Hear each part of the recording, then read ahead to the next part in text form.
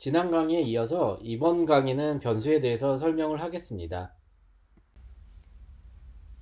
제 강의들은 항상 이전 강의들과 연결이 됩니다. 그렇기 때문에 제 채널에 들어가셔서 처음으로 소프트웨어 개발 시작하기 재생 목록의 이전 강의들을 먼저 들어보시면 더 도움이 되실 겁니다. 프로그래밍을 한다는 것은 결국 어떤 값들을 이용을 해서 그 값들을 조합하고 연산하고 제어를 해서 어떤 결과값을 내는 거라고 할 수 있습니다. 그렇다면은 프로그래밍에서 사용하는 이런 값들을 담을 수 있는 게 필요한데요. 그것을 담는 역할을 하는 게 변수라고 할 수 있습니다. 이런 변수에는 아무런 규칙 없이 아무 값이나 마음대로 저장하는 건 아니고요. 각각의 변수는 자신이 담을 수 있는 변수의 종류와 크기가 정해져 있습니다. 마치 담을 수 있는 용량과 크기가 정해져 있는 그룹과 비슷하다고 생각하시면 됩니다.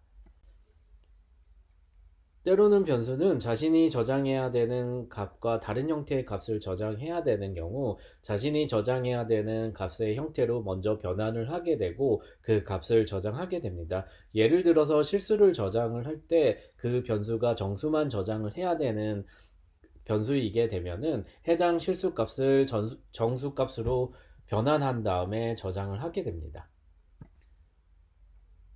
해당 표는 C 언어에서 사용하는 정수 자료형의 크기입니다. 각각의 자료형은 정해진 크기만큼 정수형을 저장할 수 있습니다. 다음 표는 C 언어에서 사용하는 실수형 자료형 표입니다.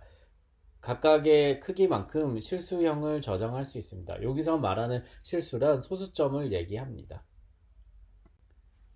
화면에 보이는 코드는 정수를 저장하는 변수를 선언한 코드입니다. 앞에서 보셨던 정수형 타입을 먼저 앞에 int라는 거를 선언을 했고요. 그리고 a라는 거는 변수명을 나타냅니다. 해당 코드는 결국 정수형 a라는 변수를 선언하고 그 a라는 변수에 1을 저장하는 코드로 생각하시면 됩니다.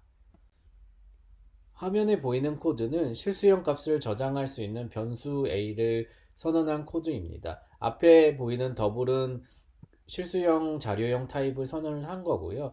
그리고 a는 변수명을 선언한 겁니다. 그리고 이 변수 a는 결국 1.0이라는 소수점 값을 저장하는 변수를 선언한 겁니다.